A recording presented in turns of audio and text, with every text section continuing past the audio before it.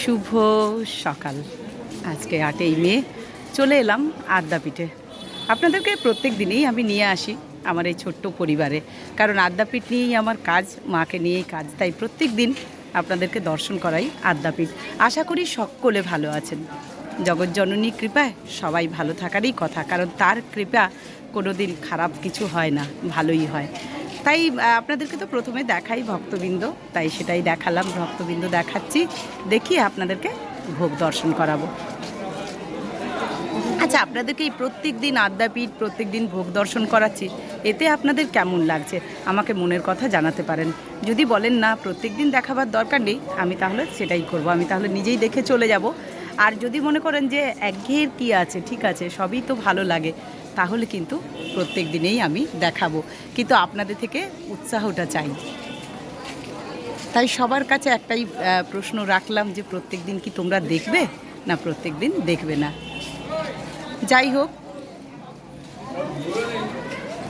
চলো এবার তোমাদেরকে নিয়ে যাই ভোগ ঘরে।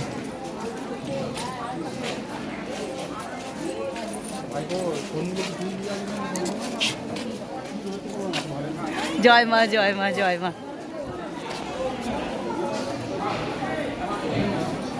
চলুন ঘরে নিয়ে যাচ্ছি ভোগ ঘরে, কারণ আপনারা এখন এই রাস্তাটা চিনে গেছেন, সেই পবিত্র জায়গাটি অন্নপূর্ণার ভোগ ঘর। শান্তনু মহারাজ সামনে থেকে দেখলেই ভয় লাগে, পেছন থেকেই ওনাকে দেখাবার চেষ্টা করি।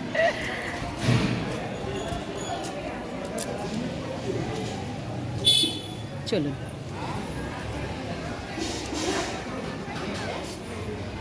দাঁড়ান, উনি বেরিয়ে যান আগে।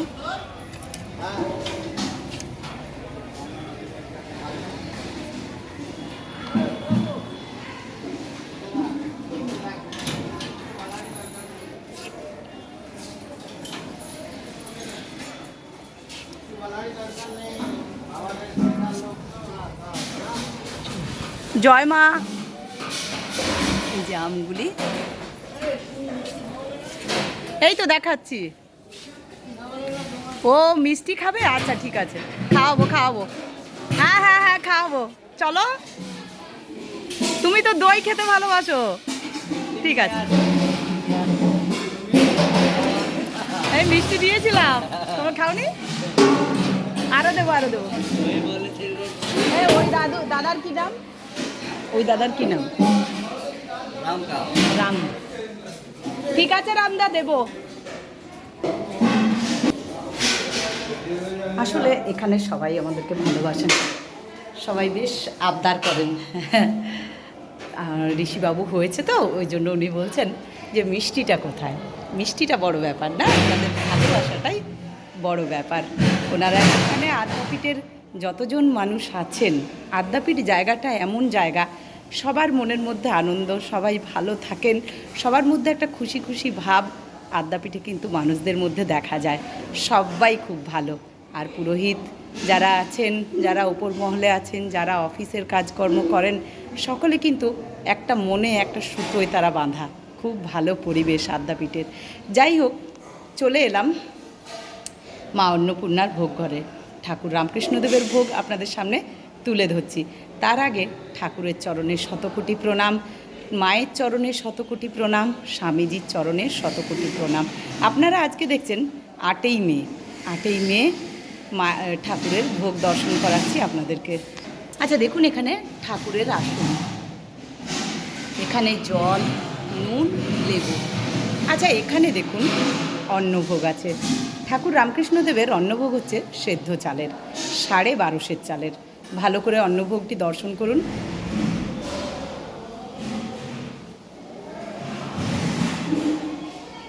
কত সুন্দর করে সাজানো, আমি প্রত্যেক দিন দেখি যে কত সুন্দর নিখুঁতভাবে সাজানো রাজকীয় ভোগের ব্যবস্থা আদ্যাপীঠ মন্দির কর্তৃপক্ষের, খুব সুন্দর।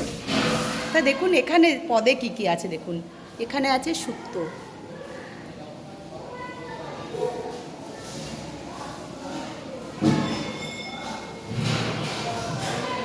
আচ্ছা এখানে দেখুন 5 রকমের ভাজা আছে। 5 রকমের ভাজাতে কি কি আছে দেখুন। উচ্ছে ভাজা, আলু ভাজা, বেগুন ভাজা, পটল ভাজা, কুন্দরি ভাজা।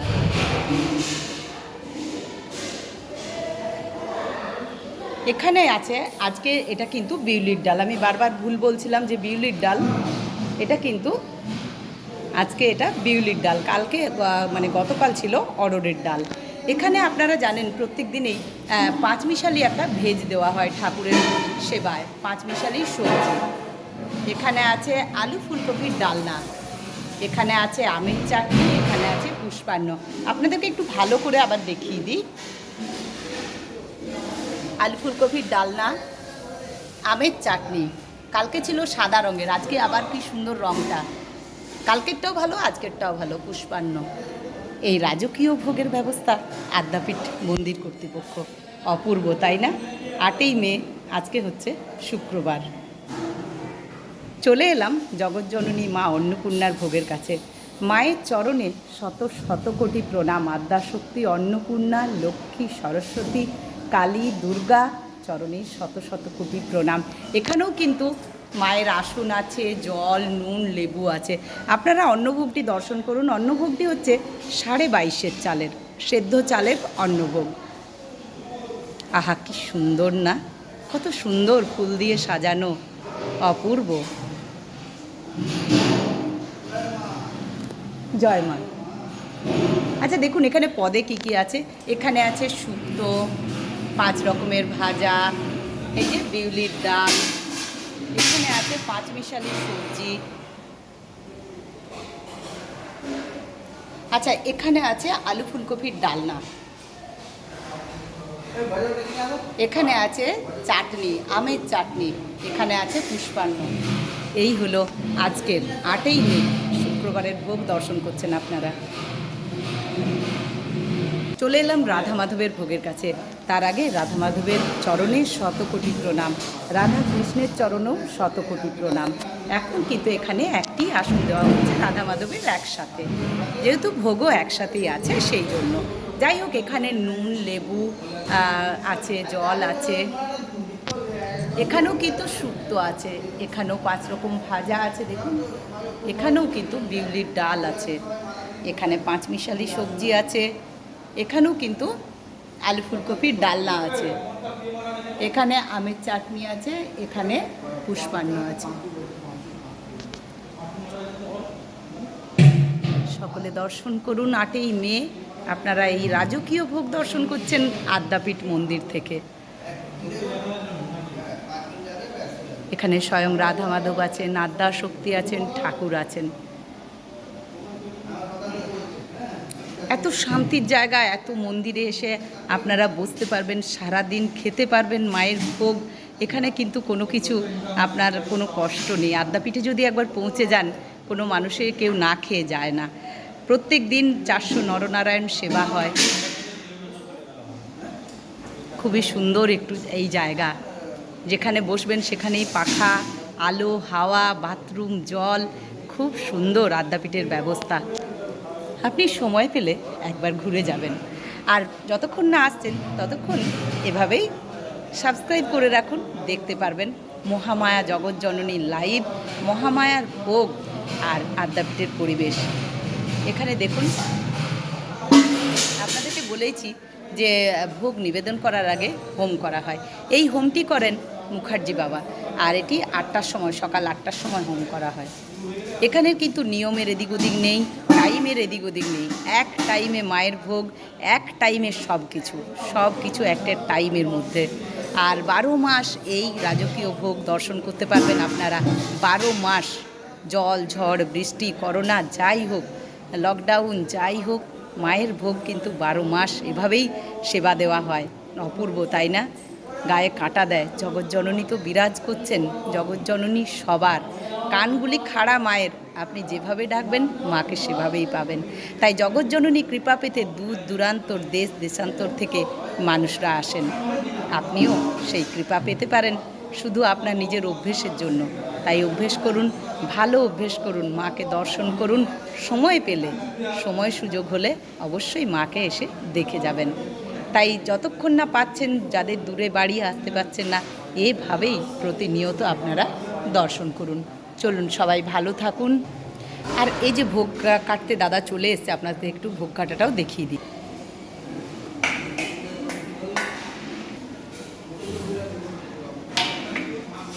দেখা খুব ভাগ্যের ব্যাপার সত্যি।